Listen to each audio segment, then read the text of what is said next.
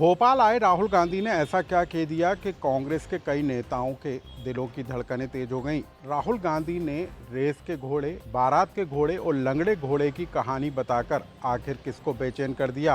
राहुल गांधी के निशाने पर आखिर वो कौन से लंगड़े घोड़े हैं जो कांग्रेस की मुश्किलें बढ़ा रहे हैं और जिनको अब रिटायर होने के लिए राहुल गांधी ने कह दिया है। आखिर कैसे मध्य प्रदेश में संगठन सृजन अभियान के जरिए कांग्रेस को मैदानी स्तर पर मजबूत करने के लिए राहुल गांधी ने नए फार्मूले ईजाद किए और उसकी जानकारी कार्यकर्ताओं को दी।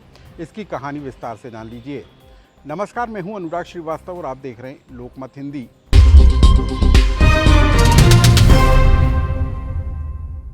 भोपाल में कांग्रेस के संगठन सृजन अभियान की शुरुआत करने पहुंचे राहुल गांधी ने एक कहानी के जरिए कांग्रेस पार्टी की कमियों को बताने के साथ ही कांग्रेस को मजबूती देने का मंत्र बताने का काम किया।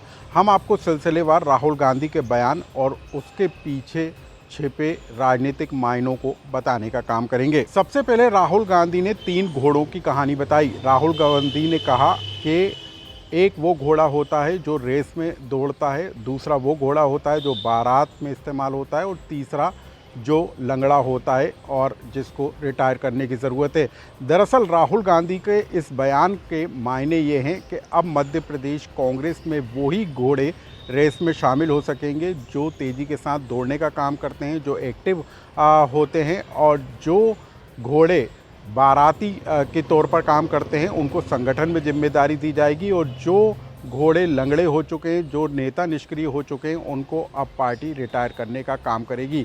यानी कि राहुल गांधी के निशाने पर अब वो नेता हैं जो कांग्रेस पार्टी के लिए अब किसी लंगड़े घोड़े की तरह काम करते हुए नज़र आ रहे हैं। पार्टी में वो निष्क्रिय नज़र आ रहे हैं और ऐसे नेताओं को अब राहुल गांधी लंगड़ा घोड़े की कैटेगरी में डालकर उनको रिटायर करने की तैयारी में हैं। और ऐसे भी लोग होंगे जो थोड़ा थक गए हैं या जिनका मूड ठीक नहीं है, जो ज्यादा टेंशन लिए हैं। अब रेस के घोड़े और बारात के घोड़े को अलग तो करना ही पड़ेगा।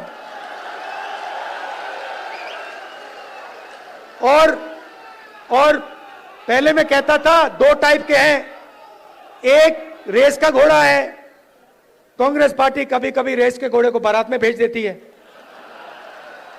ये कमलनाथ ने कहा है। और कभी कभी बारात के घोड़े को रेस की लाइन में खड़ा कर देती है, उसको पीछे से वो एक चाबुक पड़ता है, वो वहीं बैठ जाता है। मगर एक तीसरी कैटेगरी है।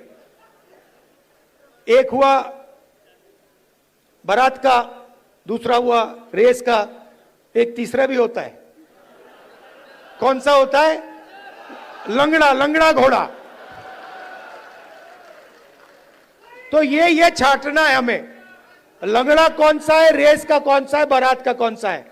बारात वाले को बारात में भेजना है, रेस वाले को रेस में डालना है और लंगड़े वाले को रिटायर करना है। राहुल गांधी अब जिला अध्यक्षों को पावरफुल बनाने जा रहे हैं। इस बात के संदेश उन्होंने दे दिए हैं कि अब जिले में जिला कांग्रेस की पहचान जिला अध्यक्ष के तौर पर होगी और जिला अध्यक्ष के काम का आकलन भी पार्टी करने का काम करेगी कि आखिर जिला अध्यक्ष अपने ज़िले में किस तरीके से मजबूती के साथ काम कर रहा है। क्या वो आदिवासी या दलित वर्ग के साथ होने वाले आक्रमणों पर वो अपनी जो एक्टिवता है वो दिखाने का काम कर रहा है, वो कितना एक्टिव है, इसका भी आकलन किया जाएगा। और साथ ही ये भी आकलन किया जाएगा कि जिला अध्यक्ष अपने ज़िले के नेताओं को साथ लेकर चलने में कितना माहिर है और इसका आकलन खुद राहुल गांधी करेंगे। राहुल गांधी ने यह भी साफ कर दिया कि कांग्रेस की विचारधारा के साथ चलने वाले नेताओं को अब तवज्जो दी जाएगी, यानी कि जो कांग्रेस की विचारधारा को आगे बढ़ाने का काम करेगा पार्टी उसके साथ खड़ी हुई नजर आएगी। जो लोग मध्य प्रदेश में कांग्रेस पार्टी के डिस्ट्रिक्ट प्रेसिडेंट्स बनेंगे वो ही इस पार्टी को मध्य प्रदेश में भविष्य में चलाएंगे।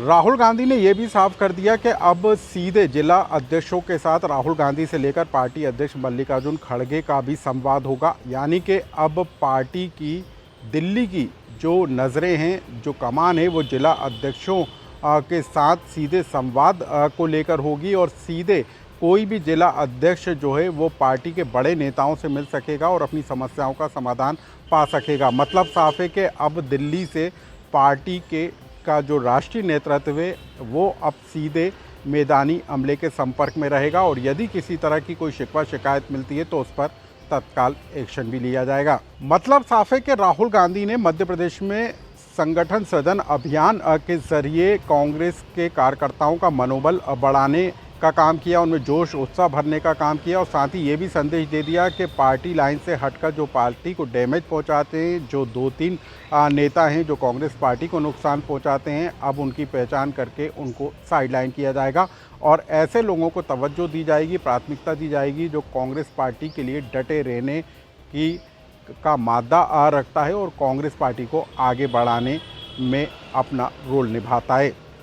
इस खबर से जुड़ा कोई सुझाव या कमेंट्स हो तो हमें कमेंट्स बॉक्स में लिखकर ज़रूर बताएं।